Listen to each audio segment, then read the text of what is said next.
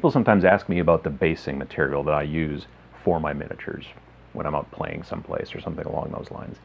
I have a tendency to shy away from the standard sand, you know, your playground sand, whatever, sandbox sand, that kind of stuff. I use two different materials. One material I use is baking soda. This stuff is very, very, very fine. Baking soda is a very fine material that you can get pretty much anywhere. Any place that there's a grocery store, you can pick it up. You may have it already in your home. And when you think about the models themselves that we're using, so they're about yay tall, and that's supposed to be an average-sized human. If you put a piece of sand, a normal coarse piece of sand, next to a person who's this tall, then to scale, that's going to be like a big piece of gravel. Like a big piece, not like small stuff like in the road, but a good-sized piece of gravel. So it's going to look a little unnatural, in my opinion.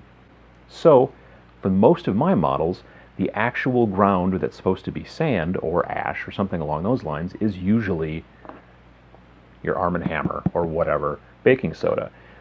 The thing that's cool about baking soda is if you use super glue, or what they call CA glue, which I think is short for cyanoacrylate glue, the stuff that you use, that I use at least, to glue my models together. You take that same stuff and you actually just coat the top of the base, and then you sprinkle a bunch of this stuff on there, which is why I put it in an extra plastic thing, because I'm sprinkling it, but I'm sprinkling it over this thing so it catches any of the runoff. You can get a really cool effect because the baking soda will react with the CA glue and make it harden very quickly. You can use that in other situations. If you've got something like, let's say you had a magnet and you wanted to glue it to the inside of a Rhino so you can magnetize a door on there or whatever, and it's not going to be seen, but you want the glue to set up real quickly, you can put a big glob of CA glue in there, stick your magnet in there, and then sprinkle some good old baking soda onto it, and it will harden immediately, so it won't be running all over the place. So there's an extra tip for you for free. But yeah, so this stuff makes a great basing compound, and if you put it on a good-sized layer of the CA glue, it will sometimes actually create a like a little ridge. When it dries, it will kind of make these ridges, and it will look like wind-blown kind of sand or ash. This is Uncle Tickles. You may have met Uncle Tickles before in one of my previous videos. Like all of my Chaos Space Marines, he is standing on an ash world, which is a world made of ash, I assume. So whenever I do my Chaos Space Marines, I always work with the baking soda and little pieces of slate from one of the GW basing kits that I purchased years ago, and then extra little pieces, maybe once in a while, like a skull or something like that. So you can see down here, he's got a lot of material going on. He's got a skull here in the front, and he's got some rocks, but I don't know if you can see it very well, but it's very smooth, very fine grain, the sand, or the ash in this case. Because I didn't use sand, and I didn't use ash, obviously, I used baking soda. So baking soda is something that you may not be using right now, but you might want to think about it. Some people will use it for snow and try to make it look, you know, like it's snow, and the grain is about right, and then they don't paint it. I like to actually put it down and paint it and make it look like actual sand to scale, or like I said, ash in the case of Uncle Tickles here. Another material that I like to use that people sometimes don't think about is kitty litter. I don't know if you can read that or not. But this is a pill bottle filled with kitty litter. And you get kitty litter, don't get it from the litter box. That stuff is used, you don't want it. You get it from either a friend who has a cat, or you get it out of the thing that it comes in if you already have a cat, but don't get it out of the litter box. That's bad business. This stuff, to scale, again, when you're thinking about these models, is going to come across size-wise to be a rock anywhere from the size of like a really big grapefruit down to maybe like a golf ball. So you can get you wouldn't want to cover the entire base in something like this. This stuff, let me just make a mess here. This stuff comes in a lot of different sizes. You've got real big chunks like this, big chunks like this, you've got small chunks like this, and I've even gone as far in other situations to try to cherry pick and like say, well, I just want a bunch of the small stuff because I'm going to do this, or I want a bunch of the big rocks because I just want to add them in little spots. But this stuff is really Great for, again, not covering the entire base because that would look sort of weird, but it's great for adding a little bit of extra to the base to make it look like maybe there was a little rock slide over on this corner of the base or something along those lines. This is one of my Malifaux figures that I've been working on.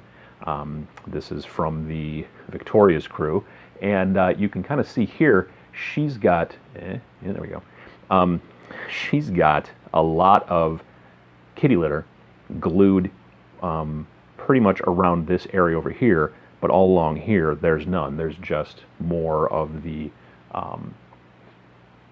baking soda.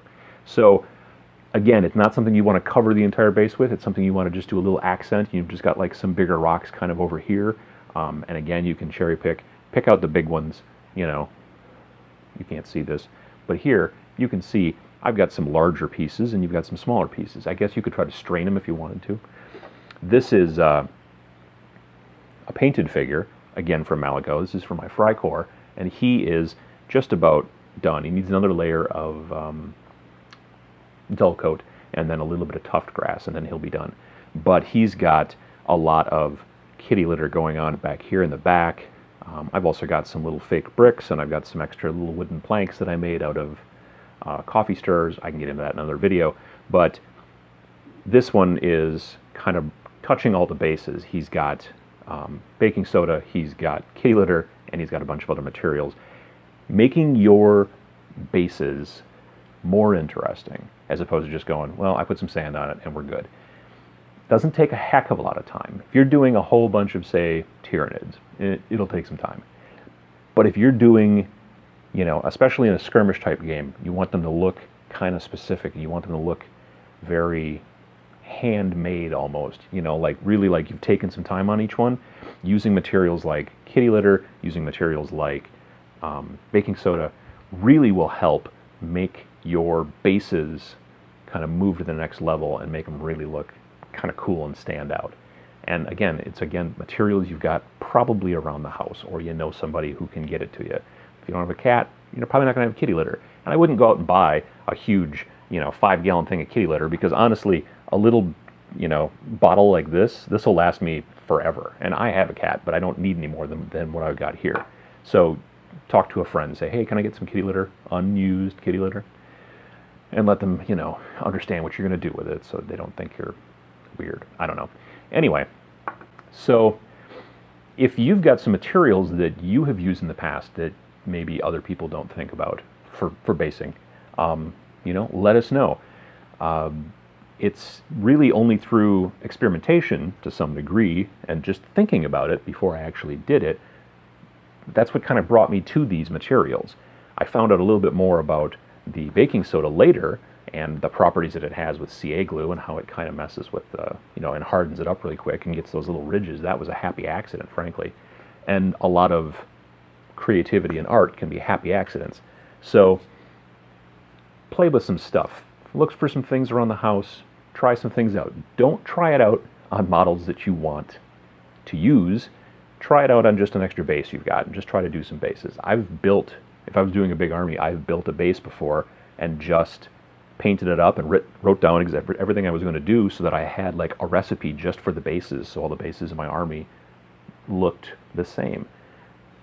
Experiment. Try to find some stuff, and if you find something new, let us know.